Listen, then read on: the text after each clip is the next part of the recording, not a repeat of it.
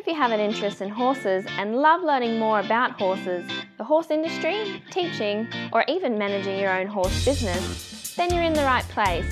We would love you to join us on our mission, which is to improve the lives of horses around the world through the education of riders, handlers, and trainers. So get comfortable, listen in, and enjoy.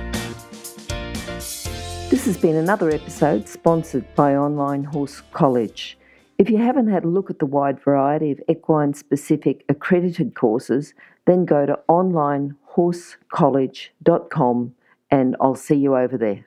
A conversation today at Horse Chats has been brought to you by Equitana, who are now celebrating 20 years of bringing Australian horse lovers everything they love, including equine entertainment, exhibition and competition. So join us on the 15th to the 18th of November in the heart of Melbourne to witness a packed program including the main event, full flight, dressage freestyle, all-star The Way of the Horse and an Australian show jumping record attempt, which has been held for almost 39 years, as well as the best equine retail therapy with more shops than Melbourne Central. Have a look at equitana.com.au, but don't go there till after the chat that we're having with Adele Edwards.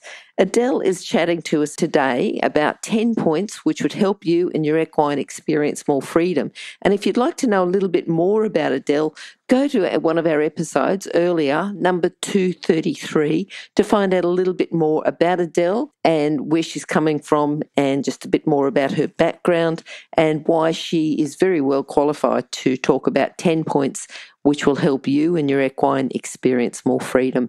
How are you today, Adele? I'm well, thank you. That's great, Adele. Now, I'm really interested why you chose this subject in particular. Have you got anything you'd like to say about that?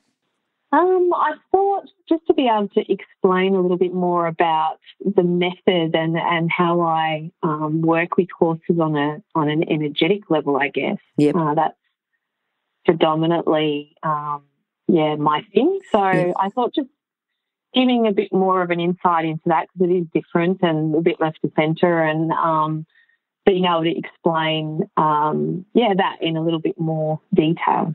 Yeah, and look, I think that's one of the reasons we've got you on is because with your, you say a bit different, bit left of centre, but it's a bit unique and it's a special niche, I think, within the horse area and there's lots of special niches within the horse industry.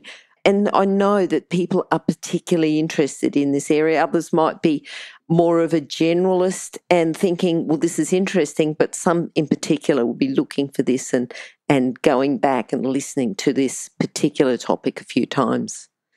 The first point we've got is communication. Now, what would you say about communication? So I look at communicating from an energetic perspective. Mm-hmm. Obviously, yes.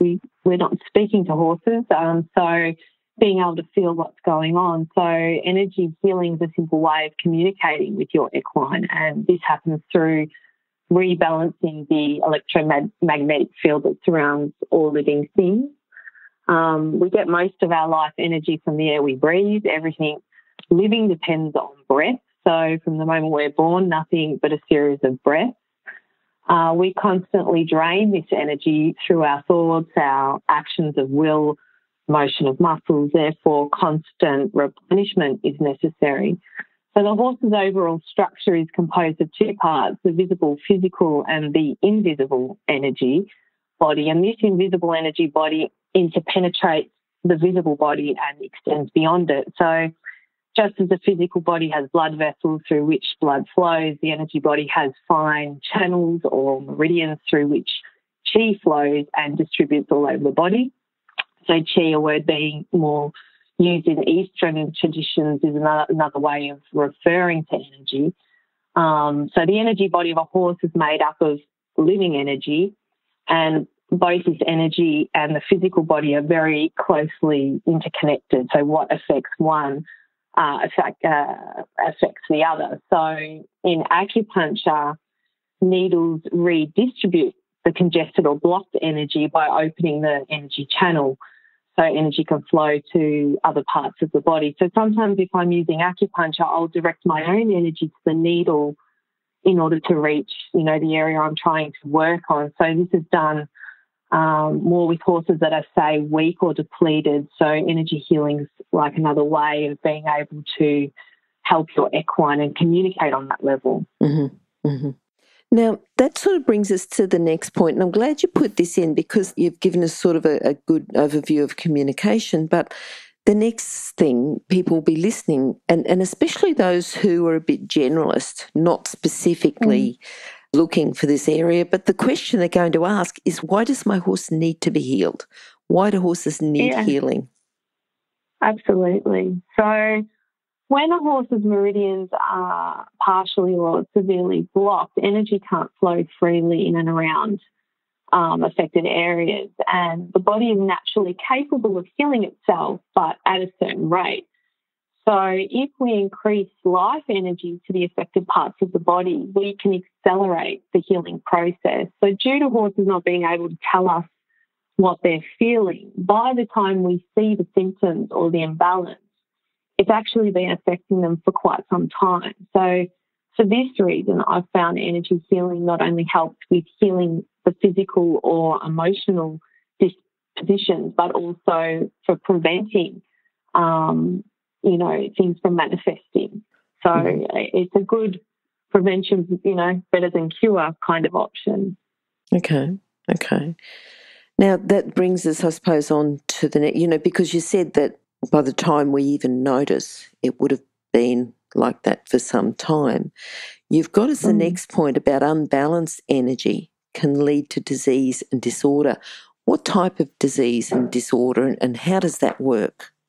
Well, unbalanced energy manifests as either too much energy or not enough. Mm-hmm. So when energy is in excess and becomes congested, this can eventually lead to a build-up in the physical body.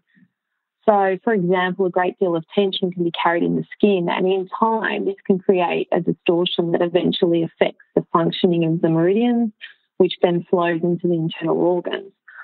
For example, say with the condition head shakers, I found that these horses can also suffer with sensitive digestion. And the condition is a little tricky because there can be many different reasons as to why the horse has it. But from a traditional Chinese medicine perspective, the navel energy is responsible for absorbing and processing food.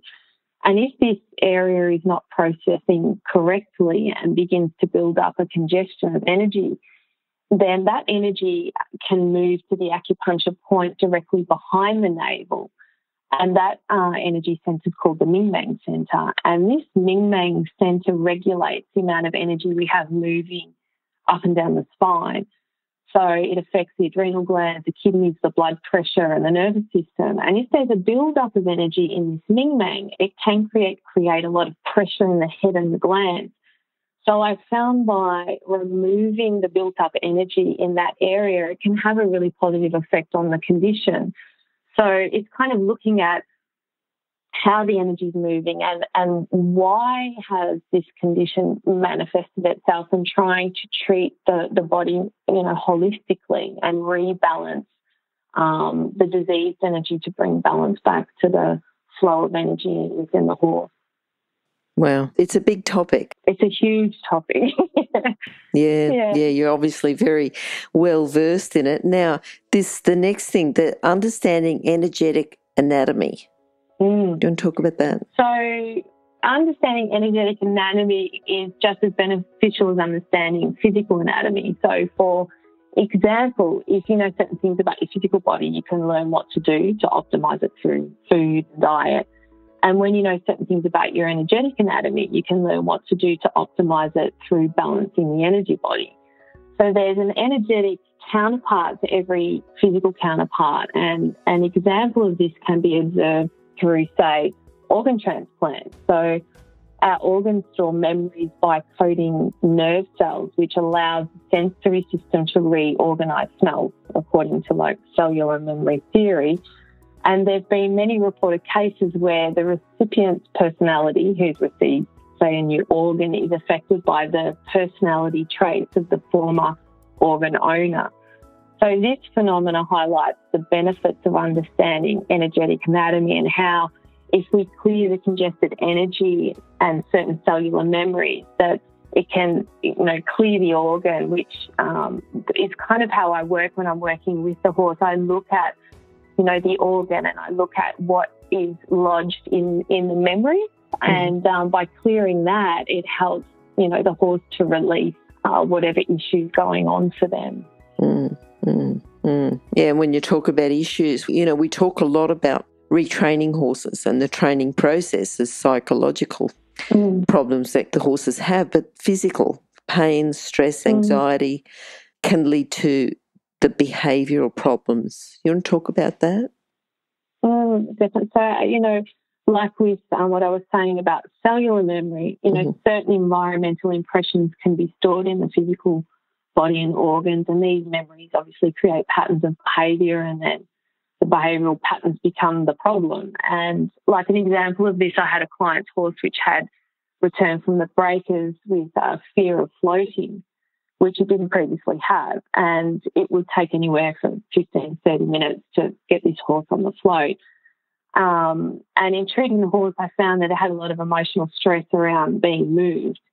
And maybe, an event at the breakers had set up a pattern, who knows, which potentially led to the behaviour of not wanting to float. But just by clearing that emotional stress and anxiety around the situation, the horse then, it's almost like he'd forgotten about, the problem and just walked straight on, So it does tend to work really quickly with animals, which is nice. They don't have the same cognitive processing that we do. So I find that once you shift it, they tend to just move on.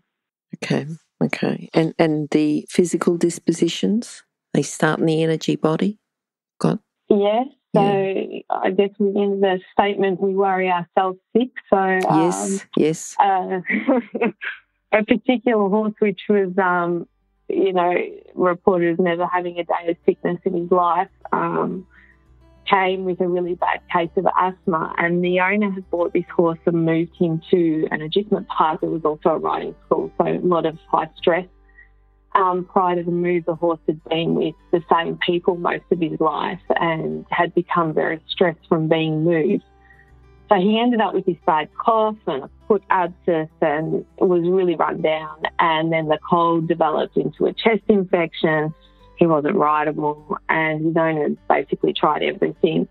And then all of this led to severe asthma, which he ended up being medicated for. And the vet had basically said, look, we don't see there's much hope for the horse with these kind of symptoms, which had all started with his cough. Now, working with him, I realised he was actually still grieving his previous home. And grief is actually stored in the lungs.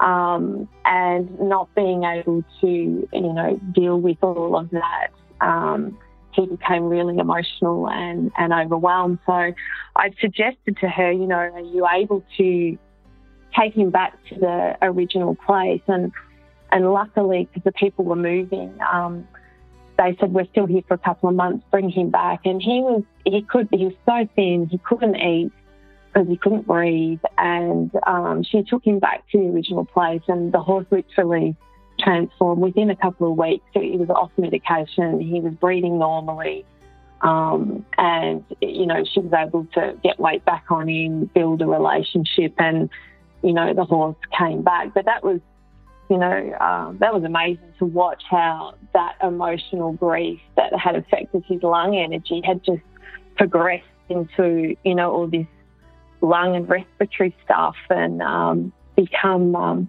really debilitating for him, and the turnaround was amazing. I was going to say, it's a good news story, isn't it? That's really good, definitely. Really good, yeah.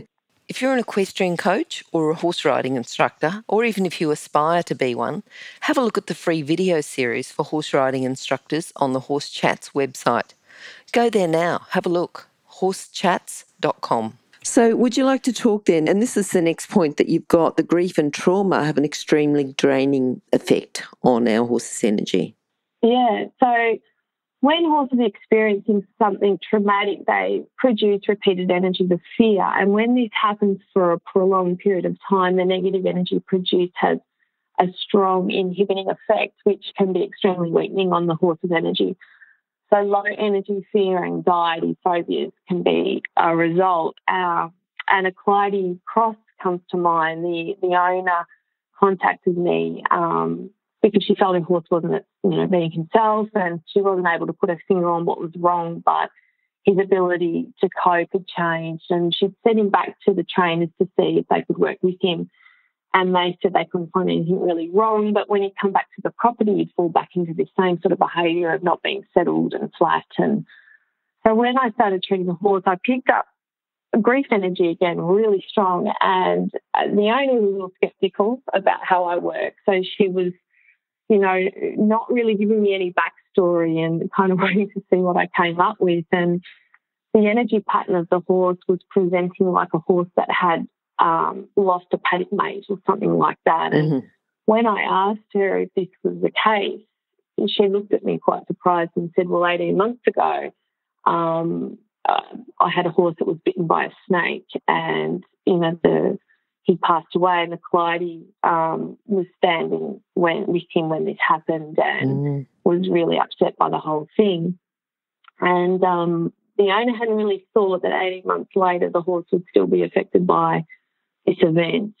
The grief, he was experiencing was having a massive drain on his system. So just by clearing this from his energy, his overall demeanour improved dramatically, going back to the horse she previously had. So, these emotions really affect the horses, and, sometimes we forget, we sort of, because they're not talking to us, what they can be carrying. Yeah, in that 18 months, we don't know everything. We don't know why, how, whatever. But obviously there was a memory there. So yeah.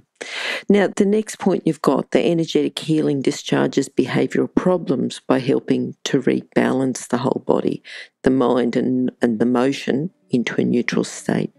So when a horse has a behavioural problem, the negative charge gets lodged in the energy and can be really strong and activated. And I find that the pineal gland gets really congested with energy, which has an effect on the endocrine system. And when this system becomes energetically congested, I find the horse's willingness to become receptive, it becomes affected, and the horse needs to become receptive or internally conductive so that you can work with them and help them through these issues. So by bringing the negative charge in the glands back to a neutral state, the horse's nervous system starts to unravel.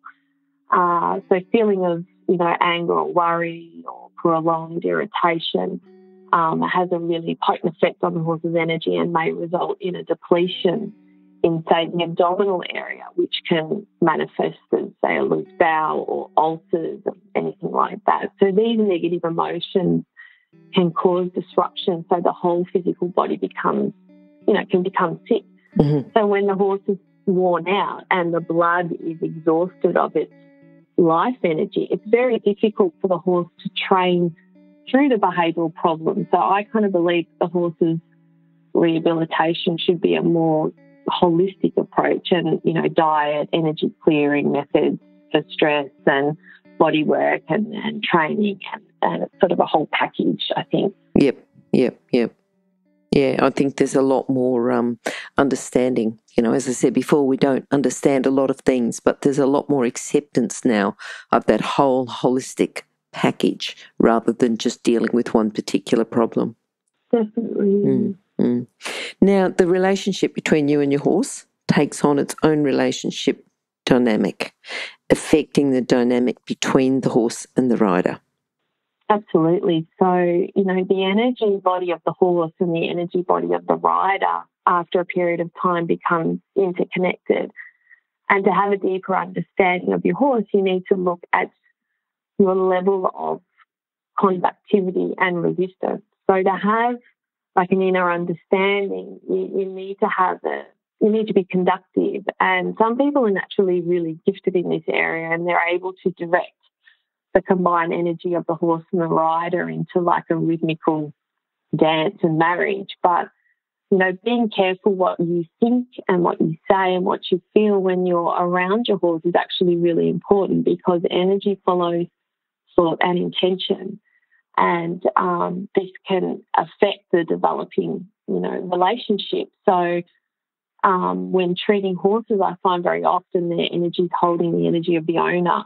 So the process of, evolution takes time, and it's important not to force the horse to be what it's not ready to be, but being realistic and knowing that everything is subject to change. I find that helps me to stay positive and to flow and not get bogged down with, or fixated on things. So I find treating the rider to be more, conductive and allowing, it really helps the relationship to grow in a positive way.